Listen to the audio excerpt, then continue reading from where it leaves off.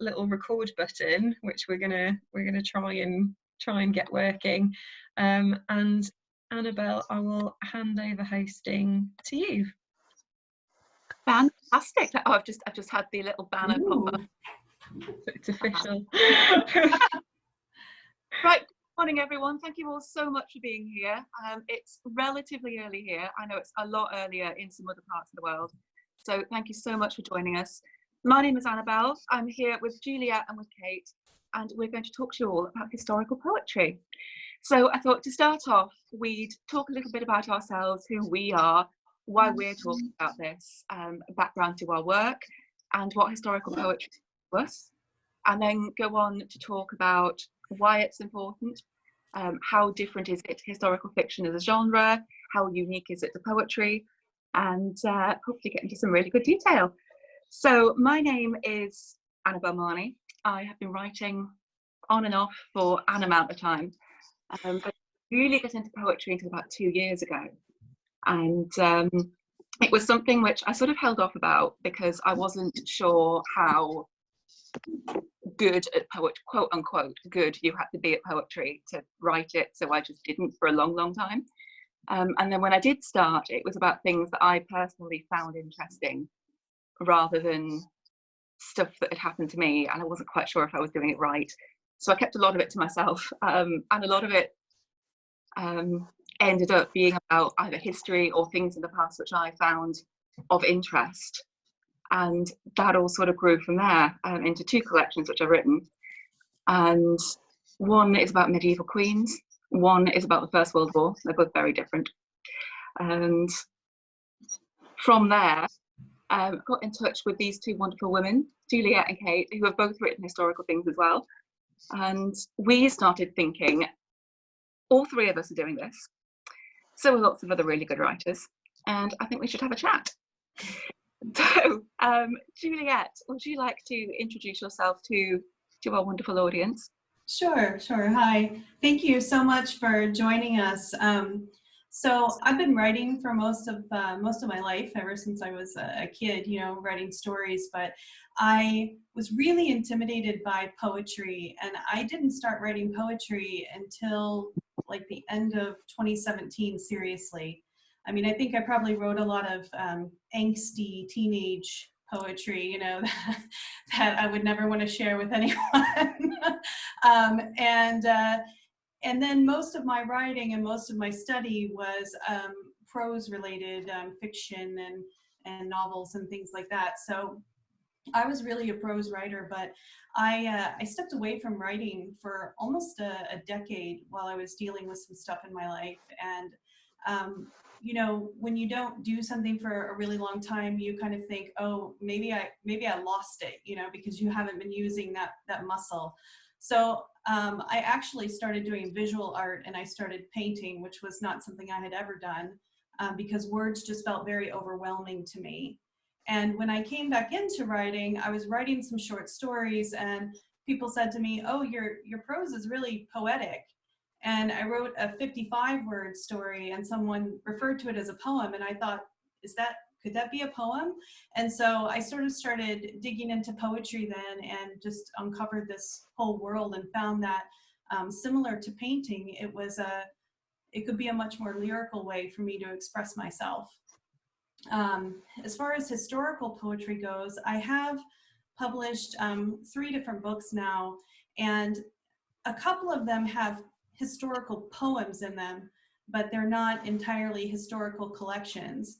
So what I found was that I would find an interesting fact about something in history, and that would lead me off on more research, and then I would want to write a poem about it. And eventually that led me to wanting to write a whole collection. It's a little bit addictive. My first historical collection comes out in October, and it's about the Salem witch trials, and it's called Confess. And it's about a particular person in the witch trials who was kind of a little bit forgotten, and not someone that we hear about a whole lot in history. And so when I heard about this person, a child who had been accused of witchcraft in Salem, I thought, well, this would be something really interesting to kind of explore, to remember this person. So that sort of led me down that path, and I'm currently working on a manuscript about Mary, Queen of Scots, and the rise and fall of her situation in her life. And yeah, so I ran into Kate, and I got to know Annabel, and I found out that there were other people doing these sort of entire manuscripts that were historical as opposed to like individual poetry. So I was really excited to come and talk about it. Hey, you're also working on some Scottish monarchy poetry, aren't you? A little bit. Just to introduce myself, like Annabel and Juliette have, I've been writing pretty much all my life. I started out with Care Bears fan fiction when I was 3.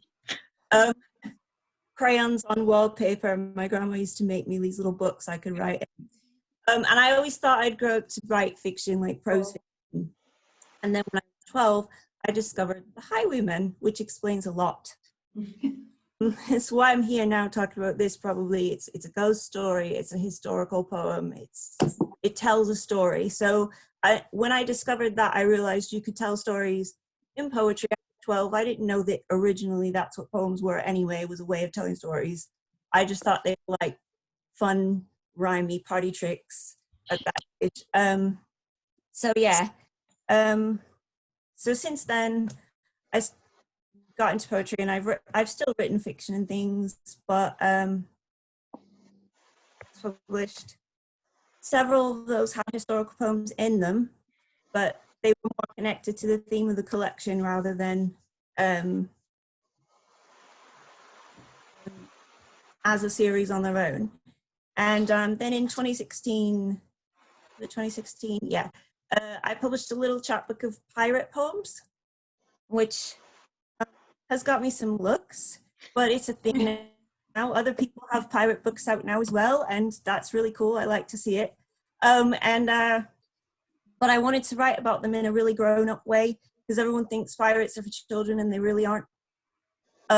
Like historically, so to bring up the themes of like class and how actually being press ganged into the Royal Navy was pretty much worse than like just striking out on your own. So what if there was like thievery? It's fine.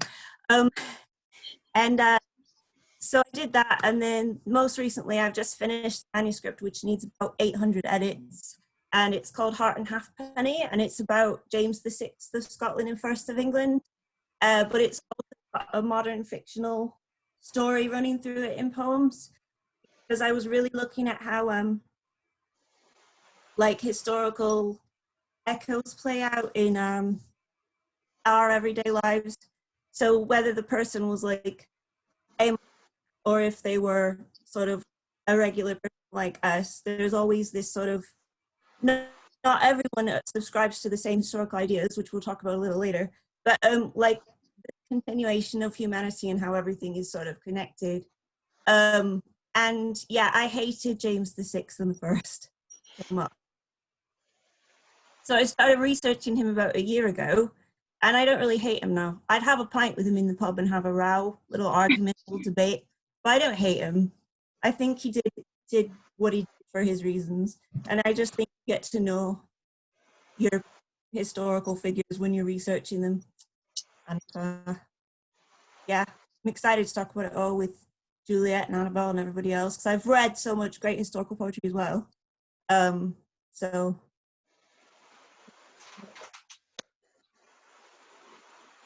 Fabulous. So that's a little bit of context of all of us. One of the things which, when we got together and started discussing, one of the things which came out is that lots of us have written about a particular person or a particular group of people, be it sort of kings, queens, monarchs, pirates, Dorothy Good, James I, and the Sixth, and trying to think if I've written about individual people. I haven't, but very sort of narrow medieval queens, which is sort of a particular strand of medieval personhood, and how poetry and researching poetry and reading poetry has affected our modern understanding of people in the past. And it's interesting to come up on, particularly from the research side of it, that particularly when I first started reading historical poetry, you don't come away from it like you do with historical fiction and think, oh, I've learned all this new stuff. And then when I started writing it, I thought, oh my gosh, this is really difficult in terms of talking about clothing and gardens and scenery and what would they be seeing.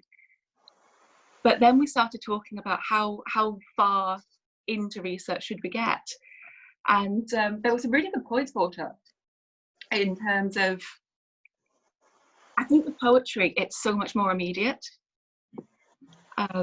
When you're reading a poem, you give it sort of 2 minutes of your time, as opposed to a historical fiction book, which you might give sort of 4 or 5 hours.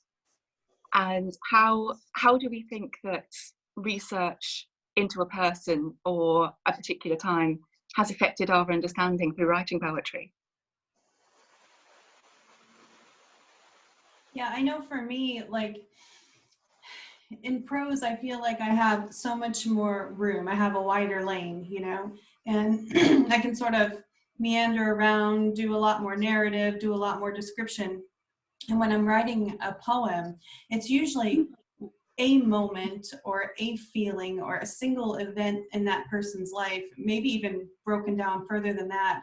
And I have to make a lot of choices because I like the research. I almost like it as much as the poetry. And a lot of times I'll spend an entire day like at Gladstone's library, if you're familiar with that, in Hardin, and I could just lose myself completely in all of those little historical details. But when I look at the poem, I have to really think about like, how much am I gonna include? What's gonna actually detract from this one moment? So it's just a very distilled kind of concentrate, you know, within that poem. So for me, it is a lot different than writing in a prose format.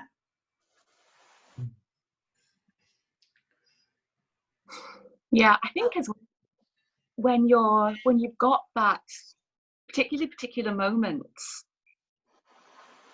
the language you choose to bring out what you're doing in poetry and to sort of bring out all the different emotions or the different sensations which you're trying to portray can sometimes, I don't know, I found in my writing, I've wanted to say something particularly and I thought, oh, from a research point of view, I don't know how accurate this would be if I'm, you know, using some sort of comparison. So language is interesting as well in terms of how that's affected by the research.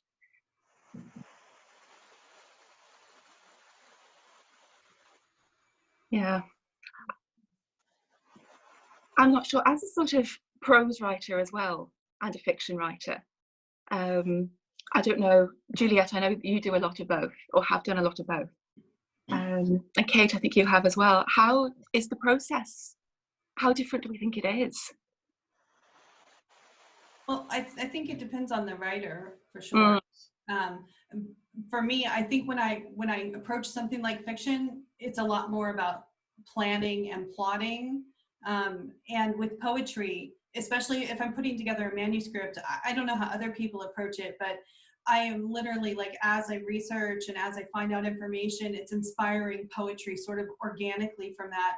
And then eventually everything sort of starts to come together in a kind of book format, and some of those poems get thrown out because they don't seem to fit or they're redundant because I seem to like a particular topic and I write way too much about it. But it's a lot less strategical planning for me anyway. I feel like when I wrote Deadly Delicate, it was very like that. It was just, here are the pirates, and the sort of, I also built it around nautical old historical slang, which is sort of carried over into another book I'm writing called Holy Stone, but that's more broad. It's not just pirates, and that's going the same way. It's like Juliette said, it's not like you're plotting or anything, but with Heart and Halfpenny, because it's like time hopping. It's got a story that's completely fictional set now. I did have to think about those characters, you know, when fiction writers say their characters are talking to them and tugging on their sleeve. You know, I had that going on, but I also kind of felt like James was tugging on my sleeve, like, don't make me look bad, Kate. Come on.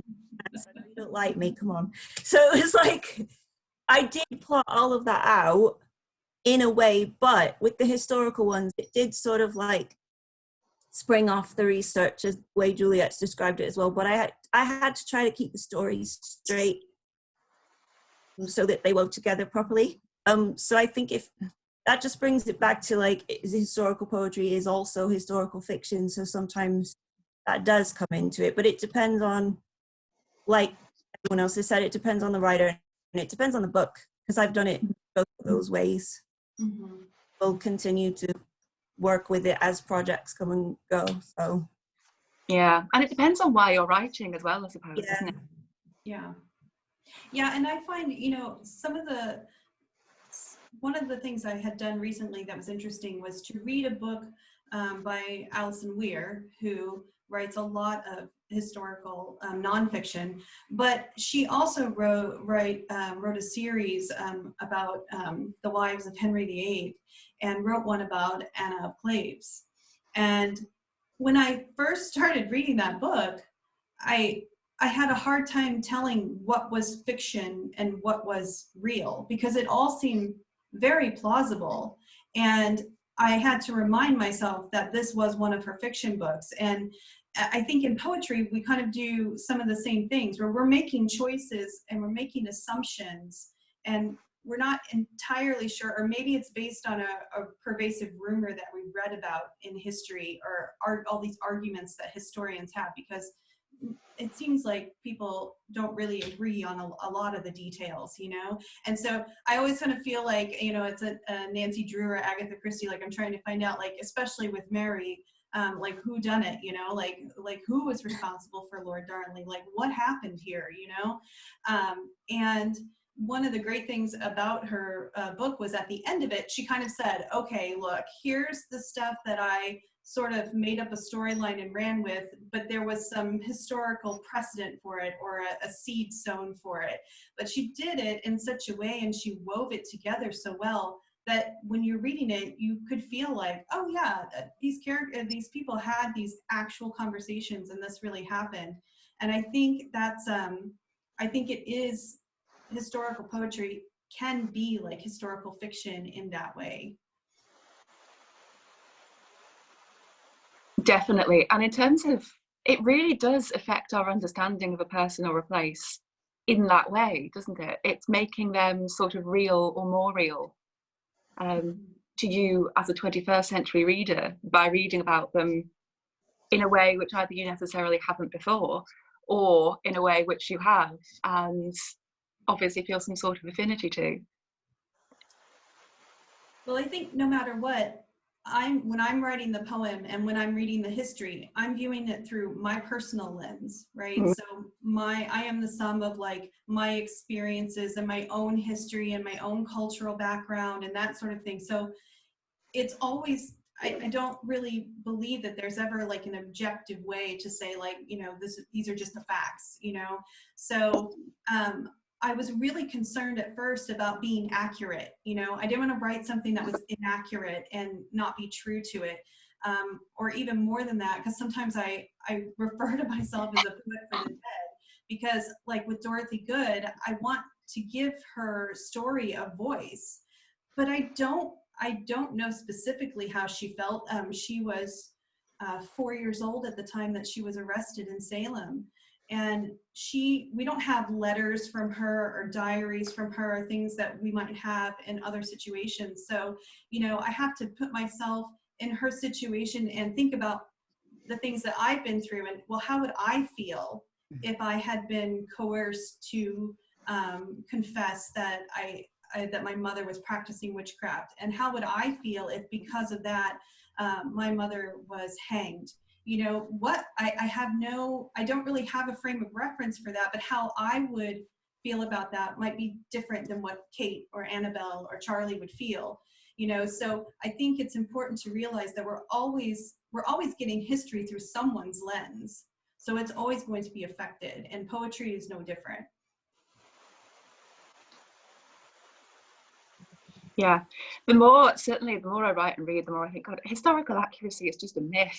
there's so going on, just all the time. My undergrad was in history, so I came to writing thinking very like Juliette, oh, I've got to be accurate, I've got to make sure that everything's right, because if I don't, someone is going to find out and they're going to shout at me. And when I was writing Wife King, that was really sort of forefront, because some of the women in that I had known about before and sort of quote unquote knew quite well.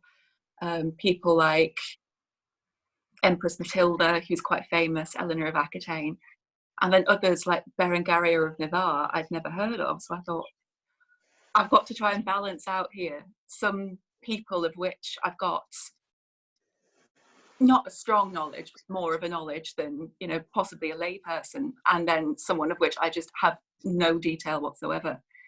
And being medieval as well, I mean, these are royalty for well-off women, but there still aren't that many A, primary sources about them, or B, things or documents which pertain to the whole era which reliable record of.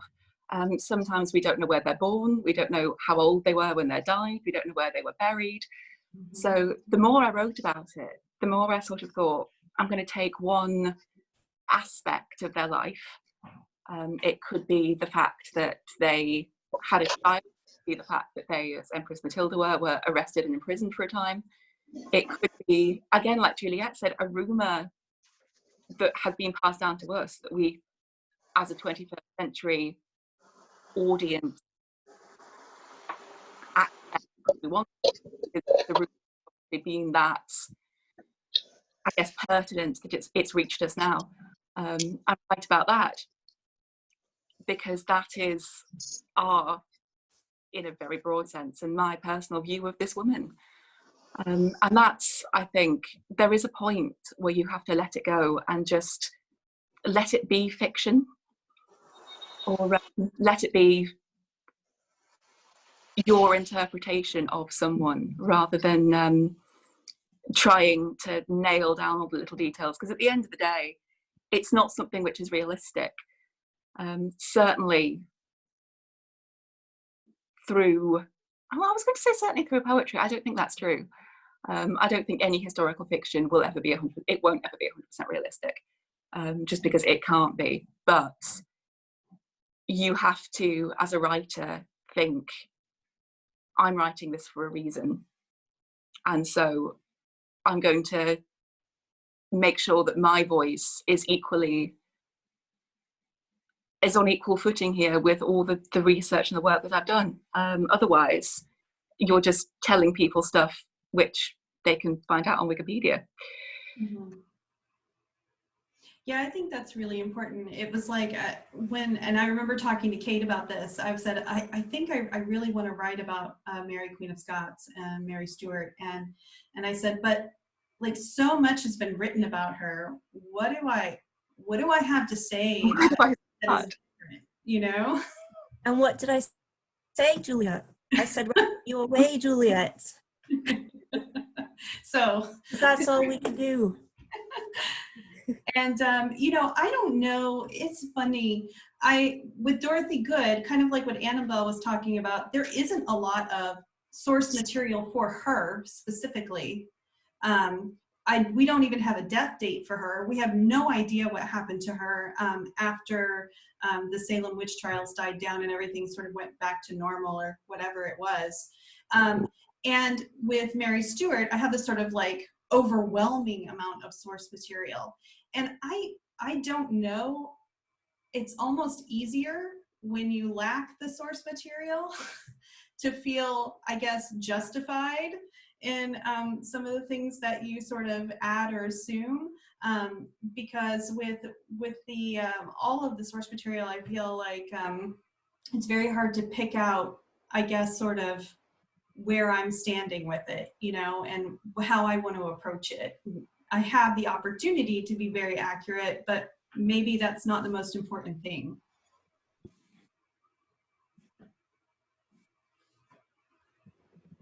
Yeah, what I found actually in researching James is that this interesting change of opinion, even among historical writers, like some thought he was a terrible king, and then suddenly they're rewriting him as an okay king, and then he's a terrible king, and then he's an okay one again. And like all of that's true. So you have to pick through it and come to your own conclusions. And there's far more interesting things I found out about him other than whether or not he was a good king and the fact that he was quite scared of witches for about 10 years. That's all. He lived to be 59, 58. And it was during his reign in Scotland that he had it in for witches. And once he became King of England, he'd already decided it wasn't that big of a deal anymore, which was a little bit too little too late for people who were already dead. But like the fact that he was bisexual, quite openly bisexual, but that wasn't a term anyone would have used in the 17th century. That was interesting to me. The fact that he was so obsessed with hunting was interesting to me. Like there were all these things that I uncovered that might not be the first thing people think of. The first thing people think of is divine right of kings, killed witches. The witch. Sorry? The witch guy. The witch guy, the Bible guy. Yeah. The theotherapist was like, oh, the Bible, 1611. Yeah, he had that done. I was like, wow. Yeah. But just because he asked me what I was up to or whatever that day, and I was like, I've been to Edinburgh, because I went to Edinburgh for this book. I was going to go to London, but then COVID-19 got us all, so I couldn't go to London. But it's fine because I've been to London. I hadn't been to Edinburgh, so yeah, the things we do for poetry. Sit on a train for 4 hours for 24 hours visit, and then come back again. No, it's interesting how your opinion on someone can change so much just through that sustained reading of them, isn't it? Especially in terms of sources, because poetry as well, it's one of those things which you don't, in the way that, you know, if you're writing more strictly historical writing, you would include your bibliography and all your footnotes and everything, which isn't something you have to do with poetry, but it's something which is quite fun. I think we've and to have that sort of background, particularly for readers, I think if you're picking up, I know who James I and the Sixth was, but I don't know that much about him. So if I'm going to pick up Kate's book or Dorothy Good, I know nothing about. So reading Juliette's, seeing the work that they've done as well and how that's been knitted in, is really interesting. I know that both of you as writers do like to use footnotes and bibliographies and all of that to really show the research.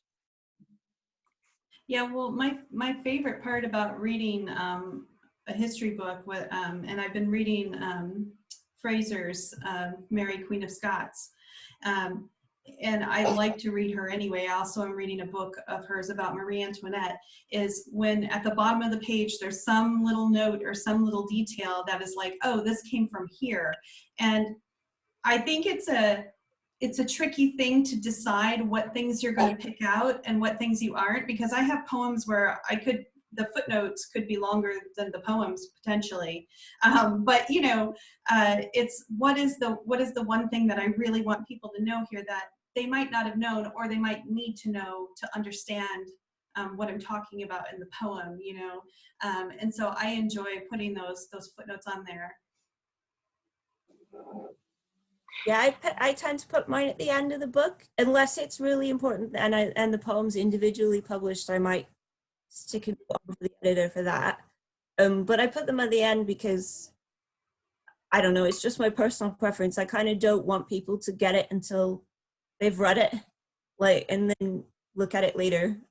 Just like treating it as historical fiction, I guess. But like Juliette says, some historical fiction prose writers still put footnotes, but it's just a personal preference. Do we think that helps make it more accessible? The notes. The notes and yeah, I would say so. Like Juliette and I did a reading together, and some people in the audience, well, actually said, like, I had no idea who you were talking about. And I mean, King James, they had no idea who that was. Then they're so not into history that they were like, I really learned something tonight. And like, I don't know if they spoke to you as well, Juliette, but like, to me, they were just like, taught me so many things, because they had no idea. And that was at a reading. So I can only imagine that. Right. But well, not even just imagine, I've had reviews of Deadly Delicate that all mention the footnotes and the resources at the back. So. Yeah, I'm always a bit nervous about, is it too far in the weeds for the average person to pick up and understand what I'm talking about, you know, and then will that keep them from reading further? So I belong to a really great poetry group here in North Wales called Cross Border Poets, and we do an anonymous read and feedback. And so I had one of my historical Mary poems, and it had a footnote on it.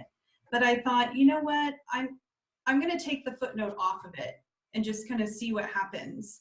And it, I don't think in the poem I never named, it was a poem between Mary and Bess of Hardwick.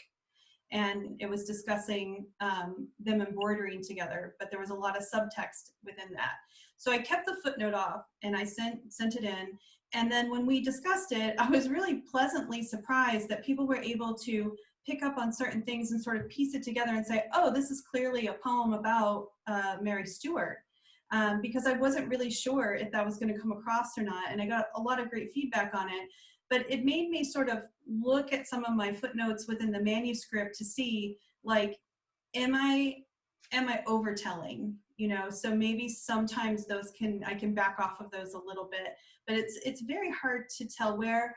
I do think it makes it more accessible, but I think we have to be careful not to overdo it. Yeah, I think that's a really good point, particularly if it's something that was new to me. I might feel, oh, I didn't know this, so I'm going to put it in, not knowing that actually it might be relatively common knowledge. Mm-hmm. Whether or not, as well, I think crucially, does it aid what you're trying to say? I know a sort of a fault of me as a writer is I'm one of those people that thinks I've done so much research on boats and you're all going to know about it, because if I said it, so are you. And yeah, sometimes that knowing what to put in is every bit as important as what not to. Mm-hmm. Do we think that in the sort of age of information in which we're living, and the fact that we can get information so, relatively speaking, quickly, in terms of sort of online repositories, in terms of things like Wikipedia, online libraries, is it getting easier to write this sort of poetry? I think it's definitely a lot easier to access the information, like you said, and I think it breaks down some barriers to information for groups of people who might not have been able to have access due to finances or the ability to travel or things like that. So I think it opens up the door and it makes the opportunity, it levels out the playing field a little bit. And so from my perspective, that's really great. And I hope that it inspires more historical poetry from different viewpoints. Yeah, I would agree. It does make it a lot easier. I do have quite a lot of books, but that's just because I'll use anything as an excuse to buy books. I can afford them at the time. So, but I do use the internet as well, and I know a lot of poets do, especially because it makes it that much easier to spend 3 hours researching one tiny detail. And that's fun. We all love that. Yeah, and yeah, like Juliette said, it's to take it's slightly a step away from our own poems. I like reading historical poems from a wide variety of people because there's so many histories that I don't know about. Mm-hmm. And because I love poetry, and the internet makes poetry so accessible to so many people, I really enjoy reading those perspectives. I've probably, as an editor, published some of those perspectives in various journals that I've run. And yeah, I like the ease of access to information. Is also an ease of access to the poetry and the different voices that are out there. So yeah, that's a hugely important point, I think.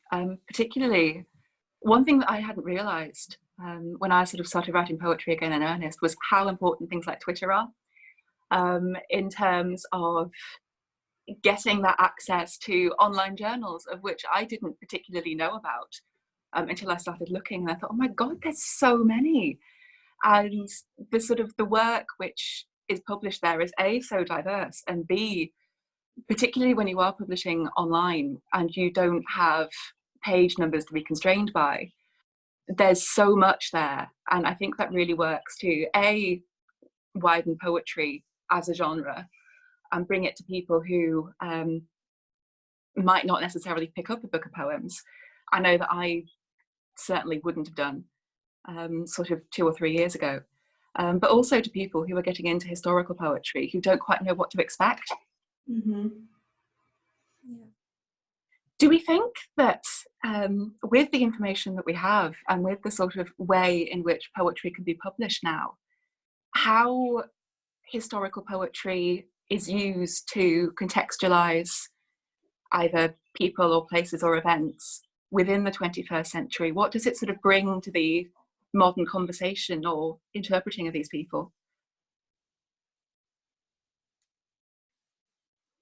Well, we did talk about a little bit amongst ourselves, Juliette and Annabel and I. Not something we necessarily do ourselves, but when poets place historical figures in a contemporary setting, I really like to see that, and I like to read those, even if I don't write them, because they're a bit tricky for me to get my head around as a writer. But yeah, I love seeing that because it sort of brings their qualities into our setting, and it kind of helps us to understand them better, but it also reflects things back at us about the world we're living in and how things have changed and maybe what hasn't changed. But as for standard historical, I've got toddlers knocking on the door. They've heard me, they've come for me. But as for like strict historical poetry, I know that some really strict actual historians might say that or people who are into certain types of literature say things are modern insertions. My husband is so fond of saying everything in like Game of Thrones is a modern insertion. And he's got a point, but like writing and looking at it in the context of the continuation of people, you can see things that happened 400, 700 years ago. They haven't really changed that much. Like when the pandemic broke out, I read a historical fiction which was A Journal of the Plague Year by Daniel Defoe. He's like such a hero. He didn't do historical poetry, but he did historical fiction history. So that was still really relevant. And I think that you could still do that with poetry, like pick out those things. Sorry, the toddler's really distracting me. I'm trying to get back. No. They've gone. They've been herded away. I think it is important to think about, for me anyway, like the society that we live in now, the social and kind of political climate that we're in now. And I sometimes think like, well, like who would this person be in this sort of cast of characters that is us right now, you know? Where would their sympathies kind of lie, or how would they operate? And, you know, it's funny because we were joking about, oh, well, you know, if Mary was trying to find a husband, maybe she would have been on an online dating site. And I said to Kate, well, would James have had a Twitter? And she said, no, he's too busy out hunting to do Twitter, you know?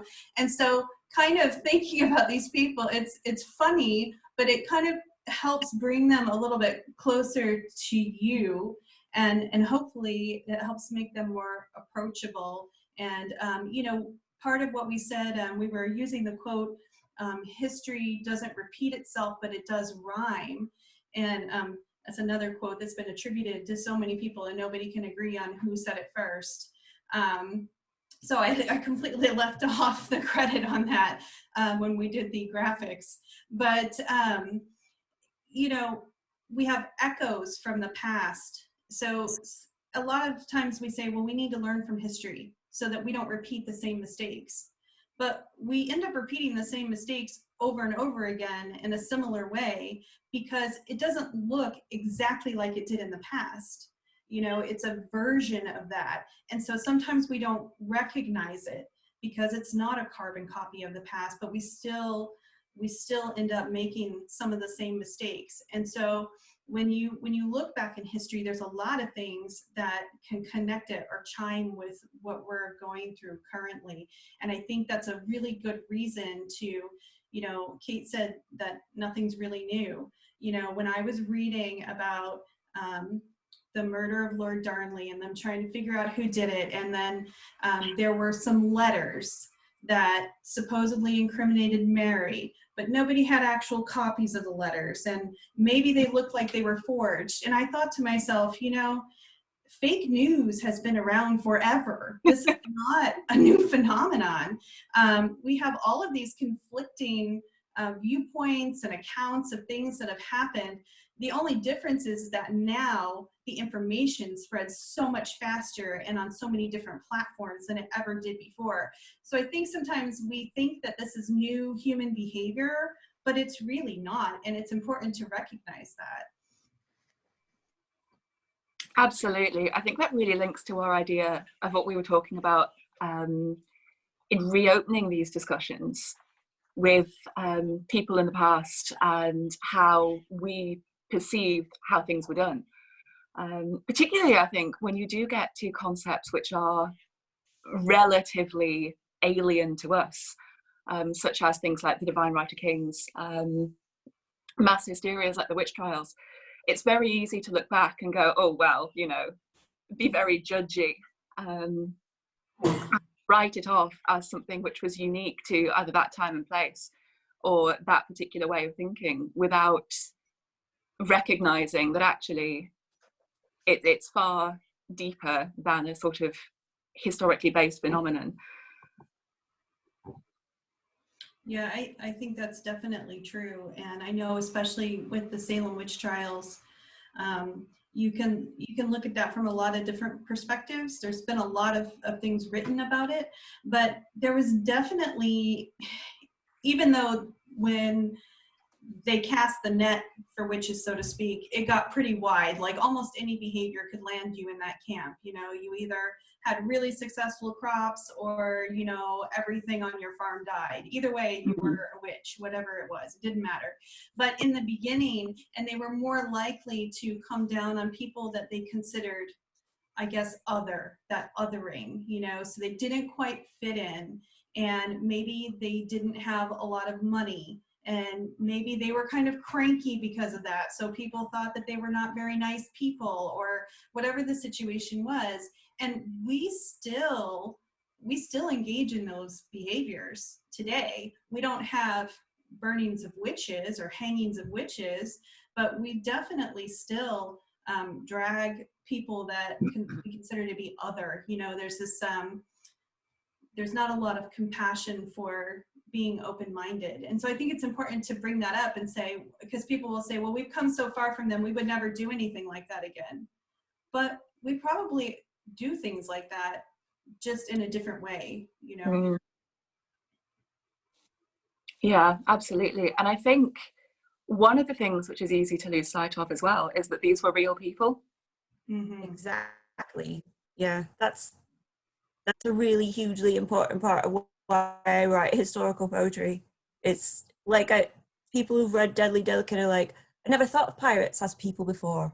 And it's like, actually, people don't, because they become sort of 2D stereo like what is a pirate, and then if you look into historical ones, they had lives and troubles and feelings and whatever else. And I think that's really important, because history is so easily seen as being dry and dull and dates rather than humans. So that's, I don't know if I interrupted there. Absolutely not. No, it's no, that's just such an important part of why I write historical poems. I mean, sometimes I do write about places, but I feel like the people always come to the front of it, because I'm not one of those sort of place poets that can remove us completely from the place. Like, I love places, but I love how humans interact with them and respond to them. So yeah, my historical poems often become just about making that historical person real. Like in the James VI and First collection, I've got poems about Arbella Stewart and Philadelphia Carey, who handed Elizabeth I's ring over to her brother to signify that James would be king, and also like Mary Herbert. She was Philip Sidney's sister, and she was an alchemist. And so I wanted to include like Jacobean women as well, not make it all entirely about James, because like Arbella Stewart had quite an okay claim to the throne herself and got pushed out a bit because she was not a man, basically. It's really awful, to be honest, but there we go. I think it's really easy to, just like kind of the pirates, to sort of become this sort of symbol of something, right? And so that's how we identify them. And I listened to a podcast called Dear World, Love History, and it's put on by Renee Fear and her sister Adrienne, and they also have a press called Twist in Time. And Twist in Time is actually doing my book Confess and Kate's Heart and Halfpenny. But I love their podcast because they really talk about the people involved. So they did this, I think it was a couple episodes about the Romanov family. And, you know, a lot of things that we hear about that are focused around the myth of Anastasia being alive and all that kind of stuff. But they were talking about them, and they said, you know, when the royal family was taken hostage, basically, and brought to this place called the House of Special Purpose, which ended up being where they died, the children and the father and the mother all became just kind of this normal family functioning together, you know. And when they said, hey, we're gonna help you escape, so get all your things together, you can't bring much, you know, the princesses had, the Grand Duchesses had their jewels sewn into their clothing. You know, they really thought that they were going somewhere, that they were going to escape. And these were kids. So they go into this room with their family where they're all brutally murdered. And, you know, I learned about that obviously in history, and it was a date and it was a time and things happened and these were the Bolsheviks and whatnot. But they said, think about this just as a family, you know, and it really puts it into perspective for me to think, like, no matter what their station in life is, they really are just people, and these are horrible things that happen, and they're a consequence of a whole lot of political maneuvering and sometimes really bad decisions on the parts of their parents or whatever in this particular situation. But what a truly awful experience. If that had not been a royal family, if that had been some other family that we had read about, it would have a completely different context for us. And so I think it is important to remember that these people, they really were people. They're not just events that happened in history.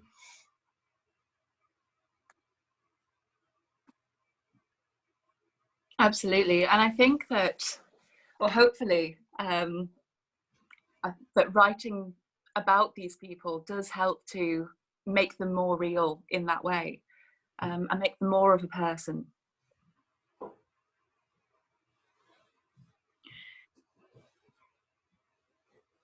Sorry, I don't know if you can hear this.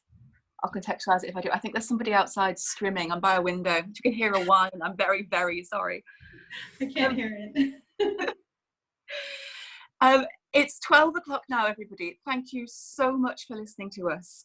What we'll do now is we'll have a quick 10-minute break so everyone can go off, get some tea, get some coffee, get some lunch, and then we'll come back at 10 past and have some questions. If you'd like to either raise your hand using the Zoom hand raiser, which I can explain where it is for me, but I'm on a tablet. I don't know if it's different if you're on a laptop. If you hit the 3 little dots in the corner of the screen, it'll bring it up. Otherwise, if you would like to use the chat feature and type out your question there, and we'll have an answer and have a discussion based on that. So thank you so much, everyone. I'll see you all back here in 10 minutes.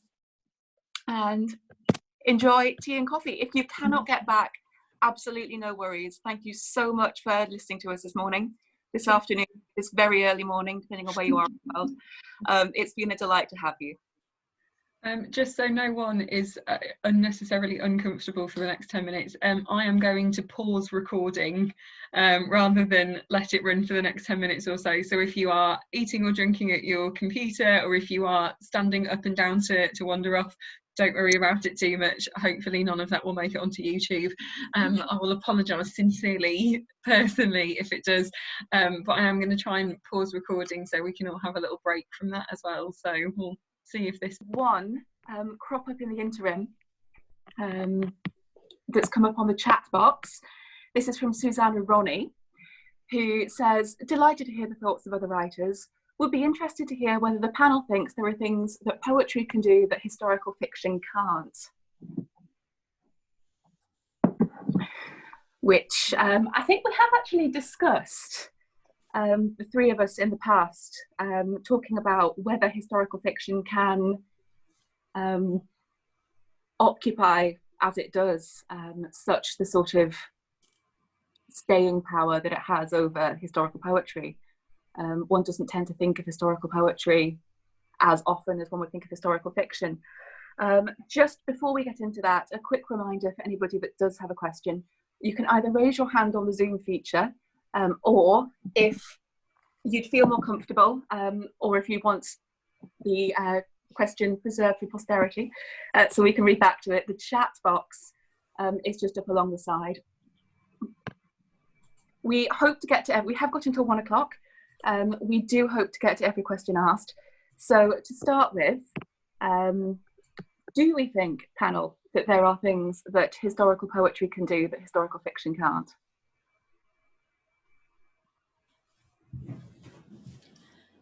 I think for me, when I read a historical fiction, like a novel or whatever, like I said, it's usually, there's some kind of,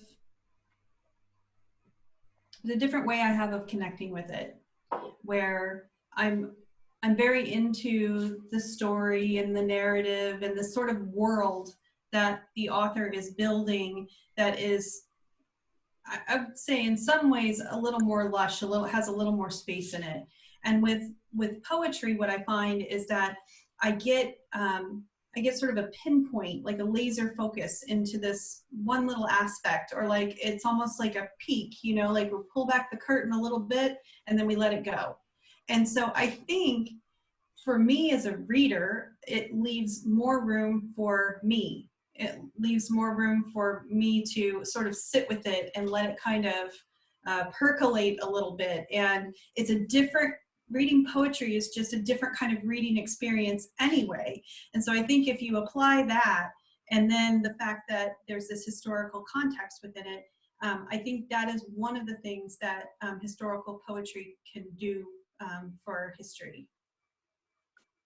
I think that's a really interesting point about the difference between approaching it as a reader and as a writer, and how it can do different things depending on where you're from. But yeah, no, I think that the story in which it's telling is really important, whether or not it is just that little chink which you're seeing, or whether or not it's the whole world developed into it. Historical fiction is, I've read some really good historical fiction books, And I've read some which I've just hated, mostly because, you know, when you start reading something and the author makes a statement and you think, okay, we're not going to get on. And you sort of have to sit back and go, okay. It might just be because I have had a year's worth of, I'm in the middle of an English NA, so I've just been beefing with authors. And I think now it's just crossed over into my civilian life. But I think historical fiction, because you commit that much more time to reading, it takes longer to read a novel than it does to read a book of poetry, and much longer to read a novel than it does to read a single poem. So you've got to communicate so much more in that comparatively little space, which you have, as Juliette said, that much more room to do in historical fiction. Although I'm not sure. I think it's the I'll start that sentence again. I think it's this condensed way in which you approach it which makes it that much different. And there's sort of really that sharp insight that you tend to get from poetry, which isn't as easy to do in a novel, just because you've got that word count to work with. Well, I know previously in our discussions, Kate, you were saying something about how it's easier to change perspective from characters and time between poems in a poetry book. Yeah, and that comes across when you read it as well. Like as a I'm trying to think of it. I've been sitting here trying to think of it as a reader more than a writer, you know, in defense of historical poetry, because I feel like as a reader, if I read historical poetry, I have a stronger response.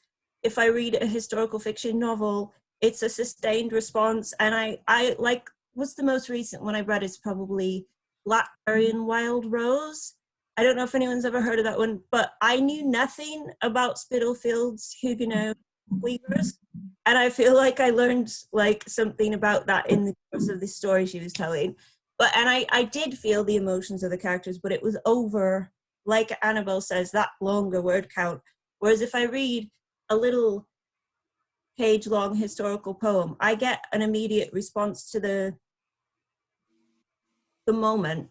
Like everyone talks about poetry and they talk about the moment, but you can't really get around it because that's so often what it is. So yeah, if like when I was writing Heart and Halfpenny, because I did swap around so many characters in the historical side, like I inevitably also have poems about Mary Queen of Scots, because how can I start with James, with his mother, and with him. So you sort of focus on her, or you're focusing on him or his wife or his male favorites over the course of the book. And it's easier to do that in poems. You're telling all these little small bits of the same story and they all weave together.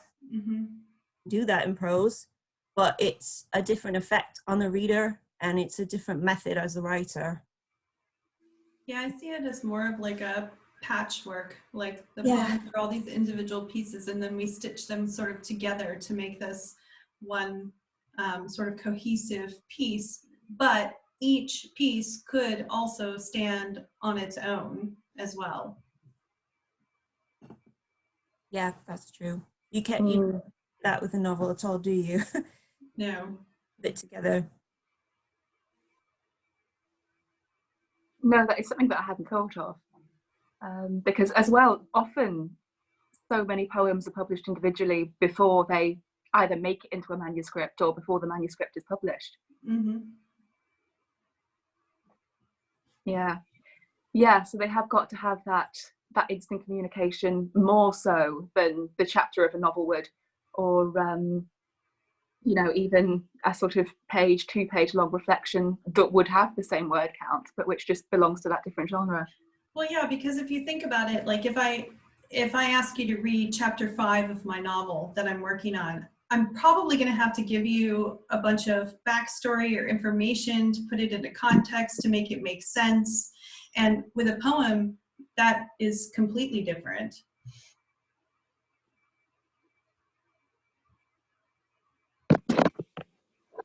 No, I think that's really interesting in terms of, yes, the genre, but in terms of also how it's published and how often poems come into being, or certainly poetry manuscripts come into being. And as you were saying earlier, Juliette, you will often write, say, 20 poems and maybe 15 make it in, and the other 5, either because the manuscript has changed or because what you're looking to say has altered slightly.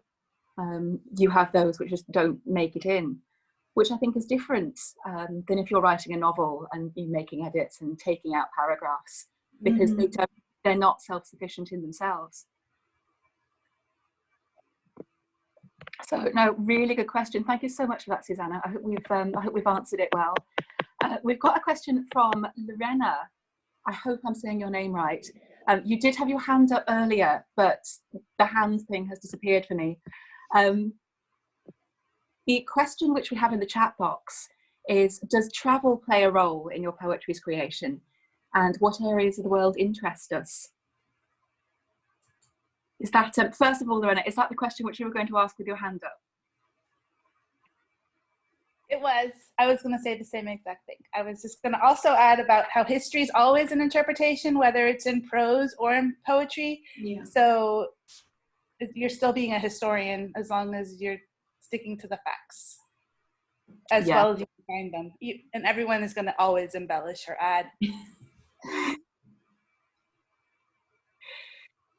I think that's, it's not an exact science, and particularly when you're writing about history, you start to see it from the point of view of, a chronicler working like I did on a medieval manuscript, thinking this is probably more or less what was going through their minds, because chronicles, well, they're so bizarre. There's more evidence for the fact that dragons existed than for the fact they didn't, because every medieval chronicle mentions at least one at some point. And then you'll have battles and you'll think, well, this might have happened in this time, but the only evidence we have is this poem that was written 100 years later, and there's a man in it that's 8 feet tall, but we've just kind of got to go with it. That point of a big interpretation is something which I think is really important not to lose sight of when you're getting bogged down in that research. But in terms of travel and areas of the world, I can't say actually, of the 2 historical manuscripts that I have out, they're particularly diverse in terms of traveling. I didn't travel anywhere to write them, which I would love to have done, but which, I was working and didn't have as much free time as I would have perhaps liked to go and research. One of them, my second one, St. Crispin in the Trenches, is based on Shakespeare's Henry V and Agincourt, but also on the First World War. And that came into being because it was my undergraduate dissertation, which is, I thought, the only way I could ever get people to read this is if I make it into poetry. But no, that was, what I find really interesting there was the link between how Agincourt was this part of the 100 Years' War, 1415. It was this big battle between Henry V and his English archers and the French. And the French army had all the mod cons, had all the knights in armour, and the English ended up winning mostly because the weather the night before had been so bad that the mud on the battlefield was too much to get horses through. And lots of the knights as well, because they were in armour, ended up weighed down. And lots of the casualties on the French side certainly ended up suffocating because they were physically trapped in the mud, which gets a whole new perspective when you consider that Agincourt is on the Somme, and 1415, skip forward to 1915, a very similar thing was happening in exactly the same part of the world. And you had Shakespeare's tercentenary in 1916. So Shakespeare was just more ubiquitous than he usually is, because he was the national poet. It was his tercentenary. this huge battle was going on. Everyone was in full nationalism mode.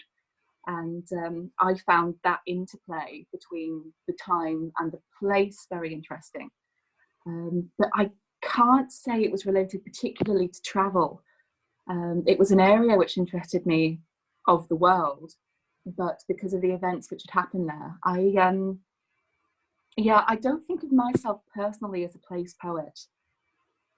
Because again, like Kate was saying, I think it's very hard to divorce, or I personally find it very difficult to divorce a place or a house or a castle or ruins from the events which happened there, which would have made it how it is. But I don't know, Kate and Juliette, do you feel something similar, or do you feel completely different? Weirdly, I do feel like a place poet, but it was how I was describing it earlier. Even though I can't separate places from people, I still very much am very attached to places. And there are lots of places, as Lorena's asked, where I would love to go.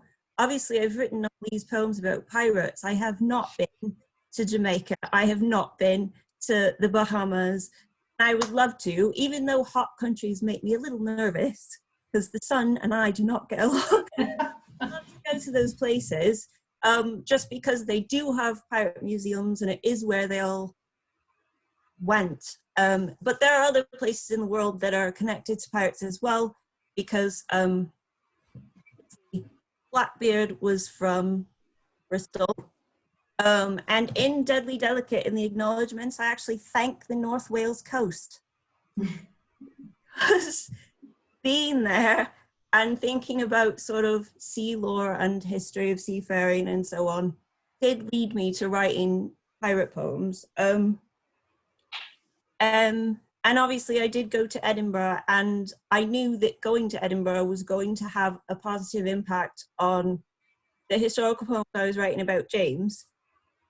And it did. I came home and edited and almost completely rewrote one of the poems that I had already written, because I'd been to Edinburgh Castle then, I'd been to the room where James was born, I'd looked out the window, and now that window's in the poem. It wasn't there before. And so yeah, when I can travel, and traveling I've done in the past comes up in my poems a lot. It's just the case of I don't have the money or time to say, well, I'm going to go to the Bahamas now because I'm writing some more pirate poems. Or like I'm going to travel Europe because I need to write such and such. I can't do that, but I do love places. Yeah, I love places too, and I love to travel. But as Kate said, it's usually a matter of finances, and time. I have been to Edinburgh, but it was years ago, and it was before I was even writing poetry. But that sense of place is still with me, and I would like to. I think, oh, I wish I had been writing this then, because my experience there would have been probably so much different. And so I definitely hope to go back. But there are a lot of places that I would like to go to, and I was hopefully going to go to in England, where landmarks for when Mary was imprisoned here in England. And there are some places where it tells you, like, there's nothing left there. Like, it's completely gone. It's a field or whatever it is. But I still believe, I feel a certain energy of a place, and it's good to put yourself there and just kind of imagine what that would have been like. So what I really try to do is, when I am traveling, like I have a family in Holland, and so we take the ferry from Dover to Dunkirk, and that was my first experience taking that ferry just recently this spring, before everything kind of broke loose with COVID. And I remember, coming up on Dunkirk and thinking, I need to look around. I need to think about this. I need to sort of soak it in, because I know that I have poems in me that are related to the Second World War and Channel Islands and Dunkirk and all kinds of things that are sort of brewing in the back of my head. And so I try to soak up places as much as I can when I get the chance to go. And I guess I sort of like hold them in reserve a little bit, you know? So I sort of do it that way. No, wonderful. Thank you so much for the question. We've got a similar one from Aid Cooper, who says, I know the importance of people has been discussed, but what about the importance of place and location? How does getting a sense of where things take place matter in historical poetry? Which I think is really interesting. It's sort of similar, but coming at it from a slightly different angle. I hope I'm not alone, because if I am and I say this and it's recorded, I'm gonna look like a real weirdo. But going to places, often castles, old, you know, stately homes or whatever, but landscapes or areas where you know that, you know, old battlefields where there might be nothing there now, but that sense of history, I think, is something that is really difficult to get away from, particularly when it does come to things which aren't there anymore. I went to school in Salisbury, and old Salem, which is this big old castle, which is now gone, was sort of on the outskirts. We used to go up there every sort of lunchtime or, you know, on free periods when we were in sixth form and just sit up the hill and tear up grass because there was nothing else to do, as you do when you're 16. But you do get that feeling of being in a place and thinking there were people walking around here 2,000 years ago, and actually we've not changed in terms of certainly, you know, emotionally and wants and fears and all of that. I am exactly the same as, you know, whoever lived here when they lived here, this is what they saw. And I'm looking out at the same view as somebody who I'll never know and who will never know me. And, you know, in 1,000 years' time, someone might be doing exactly the same thing. And I think that's something which is really hard to capture in poetry, particularly when you are talking about a specific place or a specific event. It's not something which I personally have tried to do consciously, which I think I ought to push myself to do more, because it does figure, I feel like it figures importantly in what I'm writing about. But I think that's a really good question, which sort of pushes towards thinking how these places and these events and these things which we read about so much, how do we feel affected going there and then writing about it? How much does it matter? I have a poem about, I hesitate to even really call it a historical poem. It's about Eleanor Cobham, Duchess of Gloucester, and it's actually about being at Beaumaris Castle and almost feeling like a haunted feeling, because that's where she died. And so it is about kind of what you're saying there, but I don't refer to that necessarily as a historical poem because it mentions the history. If people don't know who she was quite one of the high profile, you know, sort of aristocratic which she was convicted of witchcraft, and she had to do sort of public penance, and then she was in prison for life and moved around from castle to castle like they were. So that's something I've done, because you do sort of find yourself in a place and connecting to things. I had a conversation with my father-in-law about it because he works at Ludlow Church, like St. Lawrence's Church, and even he was like, he's not a poet, and he's there going, you know, when you just touch the misericords and you feel like it's medieval England all over again. Like, oh my gosh, other people who aren't poets appreciate this. This is a good sign, because that's what we're all doing, I think, is like Annabel says, even if it's a place where everything's gone, or if it's a place where there's a ruin, or if it's a church that's still in use, it's that continuity, that feeling that you get from it. Yeah, I think place can have a huge effect. The experience of being in a space that someone else occupied so many years ago. And it's interesting because I grew up in the middle of the United States in a town called Independence. And that's where Harry Truman was from. And I went to school, and the street behind us was Truman's home.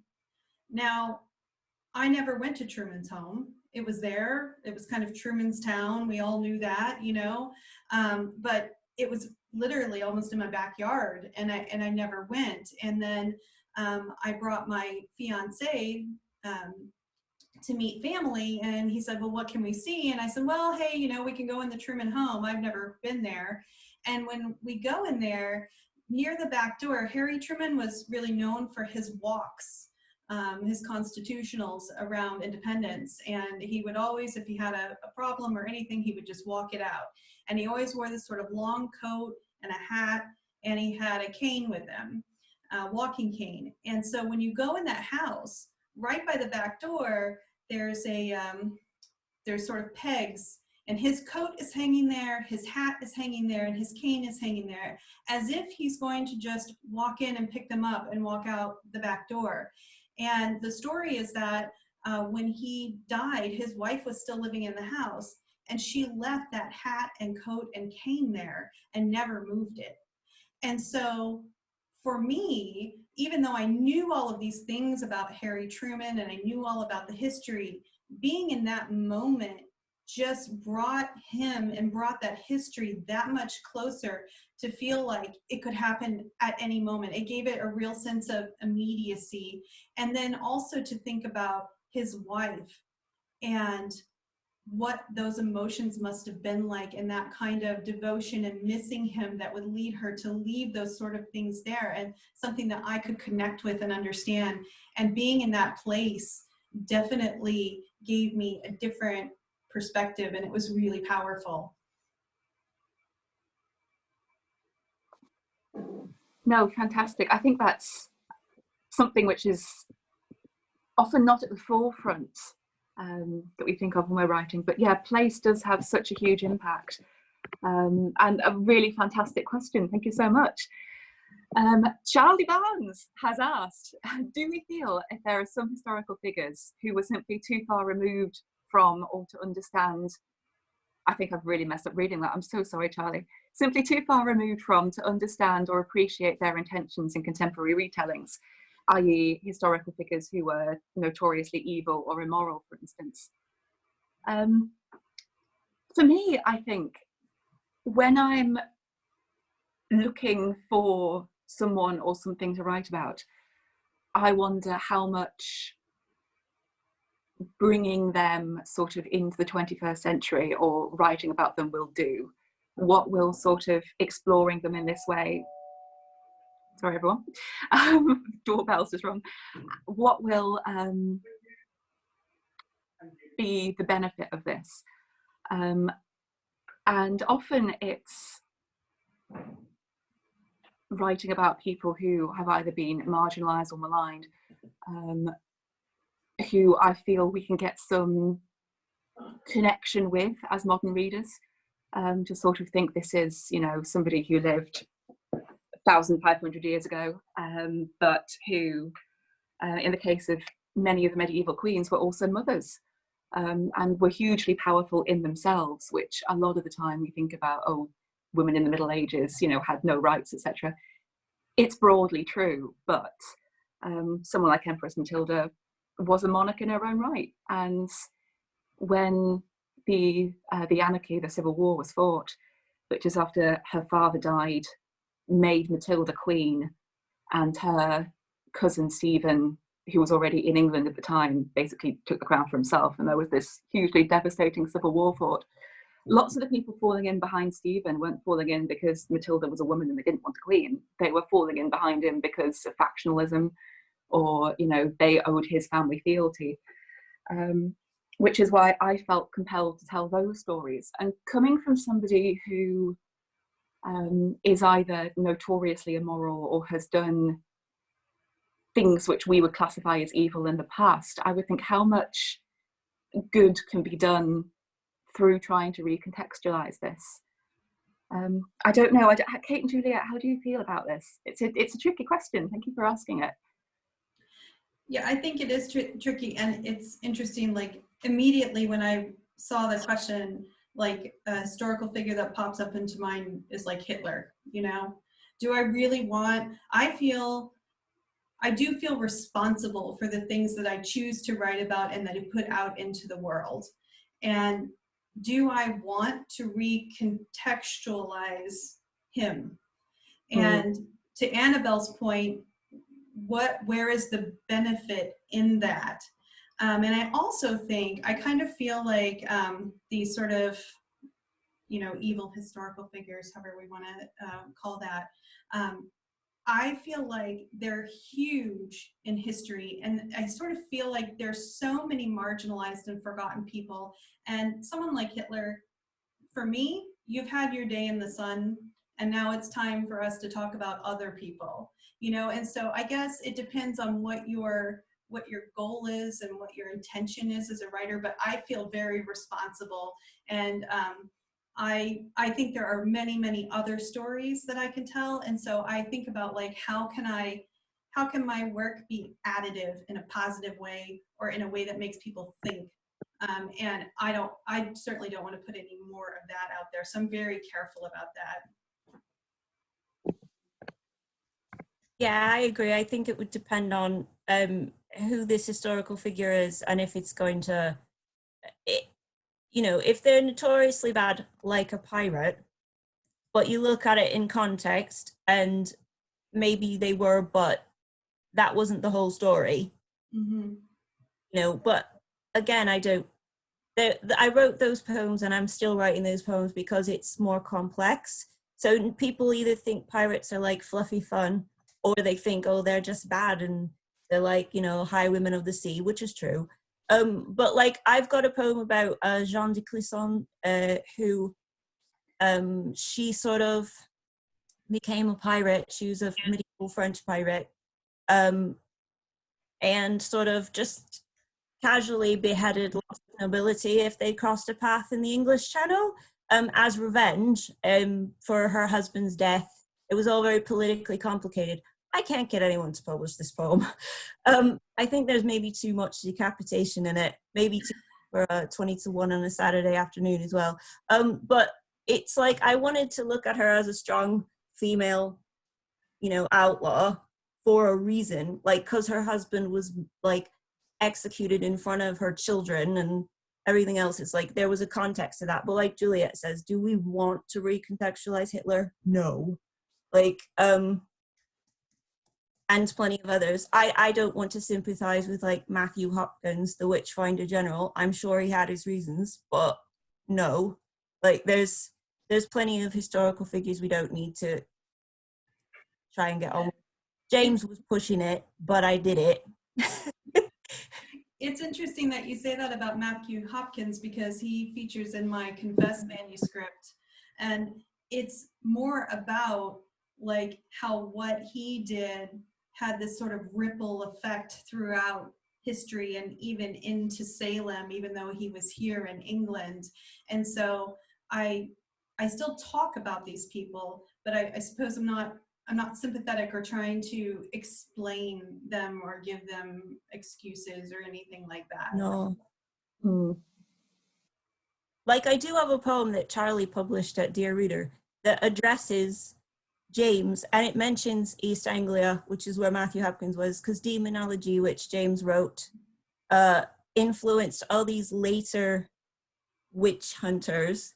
And but that was a poem about how James decided he was wrong when he came to the throne in England, but it was like me conversing with him. But it was like, that's when it, like, as far as kings go, the worst thing he did was that, but the reasons behind him doing that were like fear, superstition, strong religious belief. Like, his mother, like, his father was murdered when he was a toddler. His mother was executed when he was sort of 20-ish. I can't remember exactly. Oh no, that's awful. My facts are not straight. And all, like, from before he was born, there were Scottish nobles conspiring against him, trying to kill his mother, trying to get rid of her. Like, it was not a nice environment to grow up in. So witches who, like, there were allegedly a coven of witches that were like sort of paid by another Scottish noble to try and kill him, the North Berwick witches. There was like, so it was all this political stuff behind it. and also his like strong faith in Christianity. So when I got to understand why he was like that, I was a little less annoyed, but like less annoyed because he thought he was doing the right thing. It's just that there's never enough evidence that someone tried to kill you with witchcraft that I find ridiculous about witch trials. That's my biggest. As someone interested in like the whole concept of witchcraft, I think you don't have enough evidence to kill these people, and it's really frustrating. But yeah, anyway, I've gone on a tangent, sorry. Thank you so much. Thank you so much for asking the question, Charlie. It's a really, really interesting one. We're going to go to Alex, who has their hand up, and then we're going to take some questions from Lucy Stewart and from Doug Thornton. So, Alex. Hey guys, thank you. Oh, can you hear me okay? I can hear you fine. Can everyone else? Okay, cool. I was just wondering on kind of a point which was touched on earlier. I think it was Juliette who sort of made the point that we sort of make the same mistakes throughout history. And I guess, you know, there are lessons to learn from history. And I was wondering if kind of as writers of the past, you sort of see it as your duty in a sense to kind of make these lessons explicit in your writing. You know, for example, like warning against mass hysteria, which we saw in Salem and that kind of things. Or do you kind of try and take a bit more of a sort of neutral stance and kind of try and avoid moralizing, I guess? It's a really good question. Thank you. From my point of view, I suppose it's a little bit more tricky because the two things which I've written about most strongly are sort of queenship and the First World War. And I feel like it's generally accepted that the First World War was bad. And people don't need a poet sort of harping on going, oh, this awful stuff happened, because there's also a lot of poetry that does that. And it's not bringing anything new to the table. So my sort of point there was to look at it with this sort of other historical angle. I've got one collection which I'm working on about the raft of the Medusa, which was, again, hugely politically complicated and ended up with sort of 130 people dead and some of them eaten. And approaching that, I think, is going to be far more about the psychological implications and political implications of the time, rather than sort of bringing it up as a mistake of the past. But now you've asked that, I'm thinking, oh, is that angle something which can be brought out more? Yeah, wonderful question. Kate and Juliette, what are your opinions? I actually try really hard not to moralize. I might have my own perspective, but I don't want to whack anyone over the head with it. I sort of want to keep it subtle. The story is more important to me than I like to give people space to come to their conclusions, even though I have my own views on the things I'm writing about. If that's answered it, don't really have. It's just that I don't like necessarily the word neutral. It's kind of got a bad rap lately, but like I don't think poetry. I don't want to write poetry that spells everything out for somebody, and whether that I've done that with things that are about my own life and like traumatic things that happened to me. I still don't want to tell people how to feel about that. So it's just telling it that matters most to me.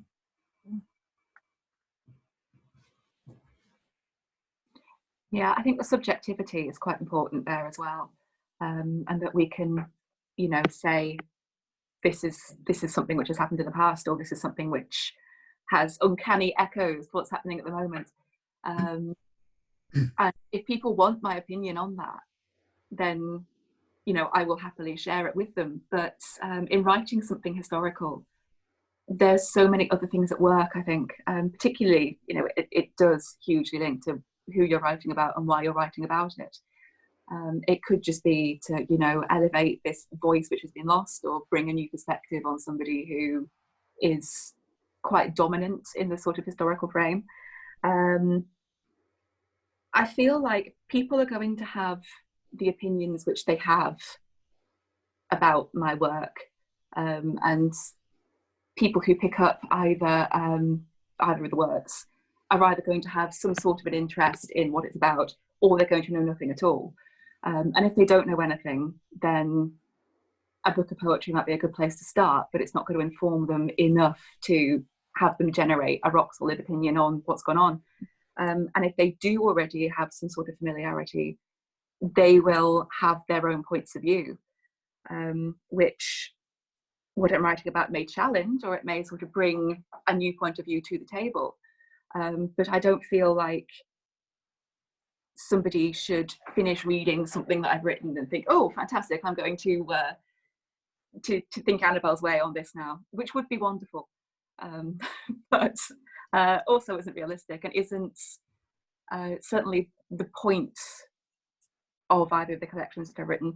It may change because obviously every collection is different, but no, personally, I don't feel like it's a duty in that it's something which should be forefront of your mind, which you are thinking about all the time.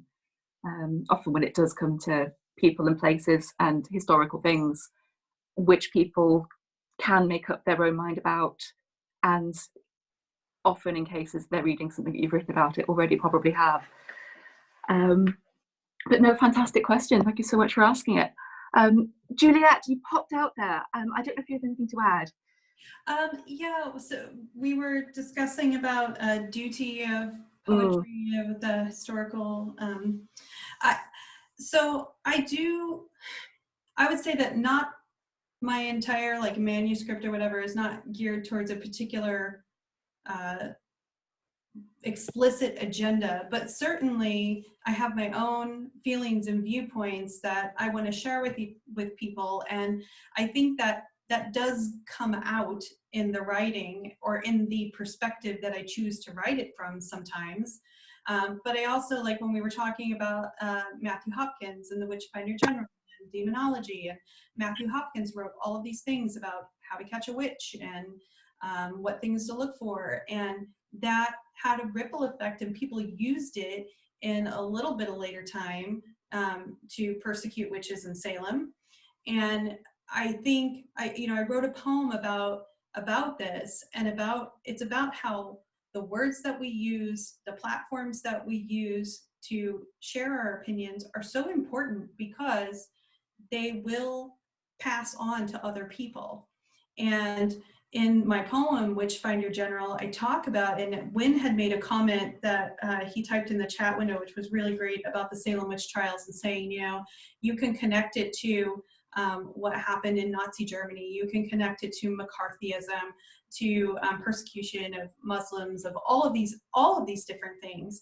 And in that poem, I basically say, like, in the future, like as if I'm writing it from this time in the past, in the future, people are going to come, and they're going to come with, lynchings of people, and they're going to come with gas chambers, and they're going to come with all of these different kinds of things that are really the same thing. They come from the same root as what happened in Salem. And we do that so that thing happens over and over again. So, is it my opinion, and am I being explicit about it? In that poem, I'm being very explicit because I'm saying, this is important to me. I think it should be important to other people. And here are some connections for you to look at and think about. And then whatever you do with it is kind of up to you, but I want to make it available. Yes, and popping in that other sort of way of thinking people might not necessarily thought about. And making those connections clear. I think that's a really, really good point. Thank you so much for that question, Alex. That was fantastic. We have a question from Lucy Stewart, who asks, do you find yourself altering your physical surroundings and writing spaces, or what writing implements you use to connect with the town you're writing about? Obviously, technology is a huge help, but how does your relationship with technology change in the physical writing process when you're getting into the minds of people who would never have experienced things such as computers, etc.? I wish I had a more interesting answer to this than what my answer is, which is that I'm afraid my writing process doesn't change very much at all. Often I will handwrite a manuscript or a poem before I type it up. But that's personally just because I find it easier to see something on paper and to edit it than if I just had it on a computer screen. And it makes me think much more carefully about the words that I'm choosing, because they're sort of, if I cross them out, they're still there. And, you know, is it something which would have worked better? It's easier to come back to and edit. And you have those sort of editing tracks, which you don't necessarily have on a computer. But I'm afraid that has nothing to do with connecting to the time period, which is a real shame. I wish I could say, oh, yeah, I hold up with a quill and sit myself really dark with a candle on, which I might start doing now that question has been asked. But no, I'm afraid for me, it's a really boring pedestrian answer. I don't know if Kate or Juliette, you have something more to add on that, something more interesting than me. Mine's exactly the same as yours. My process doesn't change. It's write on paper, type another. It's just, sorry, this is so disappointing for you. I think my process hasn't changed that much, but I do seek out spaces that I can go to where I might be able to take my notebook and write, that have some kind of, it might not be related to the specific historical poem that I'm writing, but before COVID, I was going every other week and spending about 6 hours a day in the reading rooms of Gladstone's library. Now, I was lucky that they have a ton of material on Mary, and I love going there so much that I sometimes think that I would choose my next book based on whatever they had at Gladstone's library to research. But it's a very, if you've never been there, it's wonderful, but it's a very old place, a collection of books, and this library is just, it's beautiful, and it's in a historical setting, and it's a completely silent space. And so there are no phones going off or anything like that. And being away from that, I still take my laptop, but it's closed and it's in my bag, and I'm reading from actual books when I'm there, and taking that opportunity and writing a lot of notes and writing snatches of poetry as I read. But just in general, like me as a person, I tend to gravitate towards things with history. So, you know, like in my studio, I have a typewriter that is an old Underwood typewriter that was rescued off of a ship in Rotterdam by, you know, a great uncle. And though I have those things around me because I don't want to forget about history, and I find a lot of comfort in physical, historical, like, artifacts. So although it doesn't relate to my process as much, I do find it very inspiring. And, you know, when I moved here, I needed a lamp, and I found a lamp that was made from an old factory bobbin in the 1800s in Chester. And so, you know, that lamp came home with me. And so I try to connect myself with the past in a lot of different ways. And I find that really kind of anchors me. Now that Juliette has said that, my dad, Doug, has just reminded me. First of all, I have this, which is a Lennox farthing from the reign of James VI and First, which has been bought for me for my birthday last year when I first started writing what I thought was going to be 10 poems about King James. Now 35 poems and a entire novella. And I've got this, like, I wear little bits that, like, this is a casket key from, like, medieval England. And also, I was fixating on, like, the actual writing implements in the question. But what's really helped me with writing Heart and Halfpenny was I started listening to loop music by John Dowland. And then I found a playlist on Spotify called Loop Music for Alchemists. Could not have written this book without it. It was just European, sort of anything from Elizabethan to Baroque. It's all just, like, amazing, like, loop music from the 16th and 17th centuries. So things like that do set the tone. And since Juliette mentioned, like, physical stuff, like, people have bought me things relating to any of my historical obsessions, even if they're not actually historical, like this is. I have, like, pirate mugs. I have a mug with a woodcut of James overseeing the witch trials, which is a bit morbid, but I have that. So yeah, if extending beyond like Annabelle's candle and quill, the things that you could do to set the tone for writing historical things. I have definitely got to get some more interesting Spotify playlists. Find loop music for alchemists. Everyone needs it. Thank you so much for asking that question, Lucy.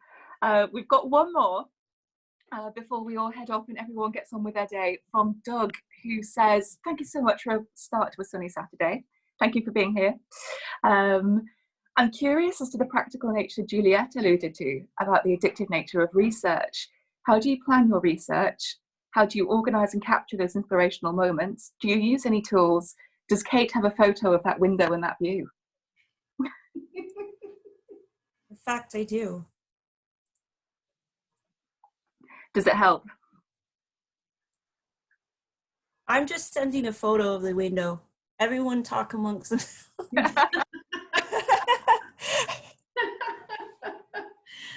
Oh, I wish I could say I was really organized with my research. I always start out with a plan of how I'm going to approach it, but I find myself pulled in different directions based on how I respond to something that I read, you know, and I do use a computer program, a writing program called Scrivener.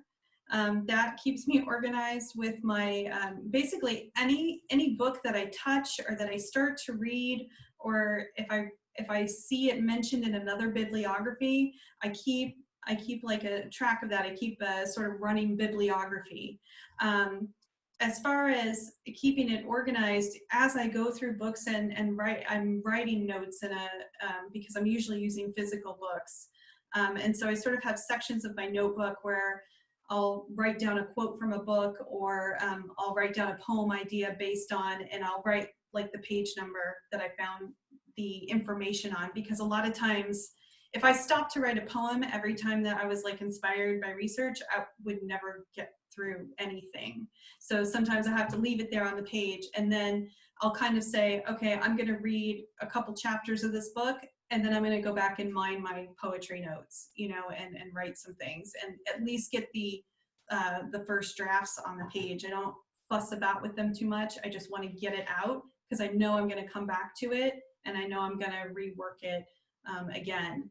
But yeah, it's the research, like I said, I always have kind of a plan, but I always end up doing something else because I find out something I didn't know. And I found that I have to be open to that. For me, trying to stay rigid and onto a plan is a sure way to like just have the passion for the project kind of fizzle. And that doesn't work for me. No, I think that's a really good point. And that being inspired through research is something which I sort of, coming from a history background, I've had it drummed into me that everything has to be cited, and you know, otherwise the historians will come and they'll knock your door down, and you'll be disbarred from history forever. And obviously it's important, and like Juliette, I do sort of every single book that I might glance gets sort of squirreled away so that it can be credited. But again, it does depend on what you're writing and why you're writing it. I mentioned that St. Crispin in the Trenches started as my undergrad dissertation. And so there are bits of that sort of comments of quote unquote academic text, which are cited and which does have a bibliography and everything at the back, because I've either mentioned things or, you know, pieces of evidence which people might want to track down, or, you know, made points which aren't my own. So I've credited the person who has said that or drawn that link. And Wife King doesn't have many at all, because that was more about what I thought about these people. So yeah, in terms of getting the inspiration, I think is hugely variable. In terms of tools, I have a big Word document, which is probably hugely impractical, which has the sort of name and date of books and then any points and page numbers. And then I also write them down in sort of a physical notebook as well. so that, you know, I can always refer back to something and make sure that what I'm saying is from where I've said it's from, and you know, people can go back and have all the information that they have to track down that book if they want to. But yeah, it is hugely variable, I think. What about you, Kate, and your writing? It's not all that different to what you've both said. I just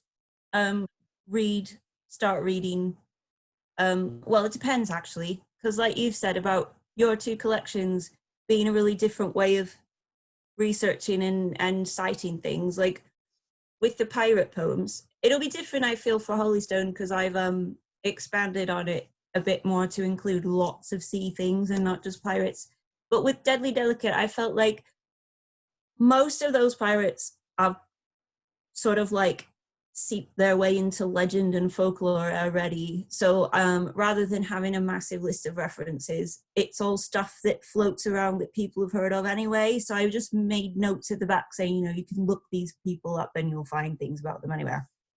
But I did quote one specific article that was about the wreck of the Queen Anne's Revenge and how they found gold mixed in with the shot to hide it from Blackbeard. So that, like, I actually referenced because it was a bit of weird information that I used. But then, like, with Heart and Halfpenny, I have books in the bibliography that actually haven't been used at all for this, but I looked at the cover once. I might have seeped into my brain, and I need to make sure my bases are covered. And then I also have things like websites that talk about how to embalm a nobleman's heart in early modern Europe, which was really relevant to a poem that I wrote that Annabel published. Yeah, like I just start. But as for like the plan of research, when it comes to things like this novella, I didn't even know it was going to be a novella. I just started researching James because I didn't like him, and I wanted to know why. Like, why were you like this, James? Like King Jimmy, in fact, is what I call him, I have to admit. Anyone who knows, that's what I'm calling him all the time.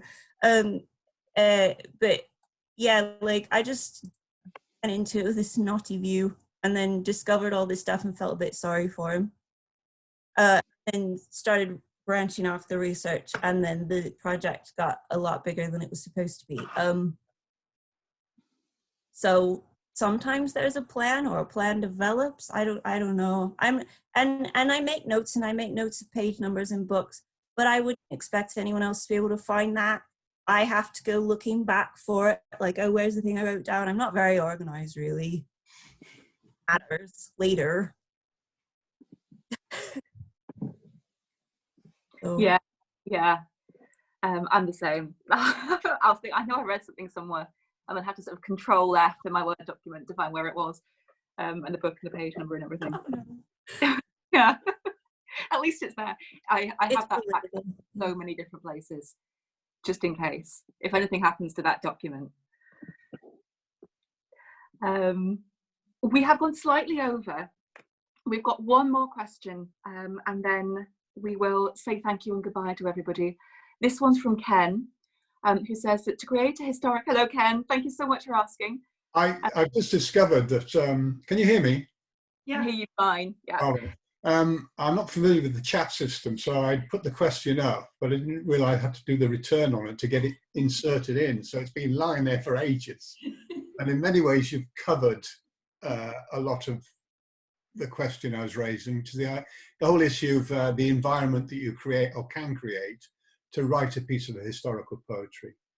You know, the idea of going to the place versus sitting in a library, but it's this issue of how you can create a situation where you will express at a kind of more feeling and mood level the kind of poetry that I think needs to be in place if you are looking at kind of historical issues. And anyway, that explains why it dropped in, I think, at 1 o'clock.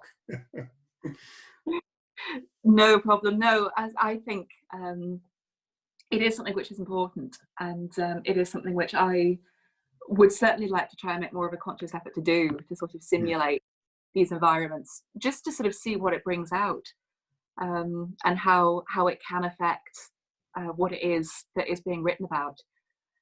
So it's something which I personally don't do that much, but I think would definitely like to do more of.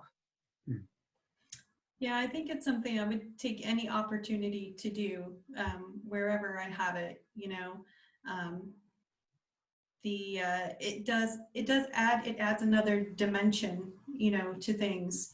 I mean, even now when we think about, you can go almost anywhere in the world online, you know. I can go to the Rijksmuseum online, but I've actually been in front of the Night Watch, and being there is a completely different experience than viewing it online. So sort of, you know, we have to deal with being once removed sometimes, but the preference for me would always be to experience that versus seeing it online. So anytime I get the chance to do it, I'll do it, you know, and if I can sell more poetry books, I can travel more. Yes. One question I was going to ask, I'll sneak it in, was that in the context of, say, the library, you know, you're doing a lot of research. I know with me, the moment suddenly happens in terms of writing that piece of poetry that gets to the level of kind of feeling and tone and emotion. I don't know if you find that in that kind of context. The classic is the sitting in the library and that's my favorite place to be. Yeah. I love libraries, all libraries, and anytime I visit someplace, I want to check out the library, you know, just to sit and kind of soak it in, because there's so much of a feeling of possibility, of knowledge, of and that physical space, and surrounded for me by physical books. It's a completely different feeling than, you know, reading something online, and I'm grateful that I have access to all of that. But it is such an inspiring moment for me to be in a library. Yeah. I've said enough. Thanks, Ken. Fantastic. Thank you so much for asking. And thank you so much to everyone that's turned up this morning. I hope we've been informative. I hope you've enjoyed yourselves. Thank you also hugely to Charlie for putting this all together. Honestly, it's been a pleasure and a relief that we've been able to do it. Yeah, thank you so much for having us. And thank you as well to Kate and to Juliette for all your fantastic insights. I hope everyone has had a good time.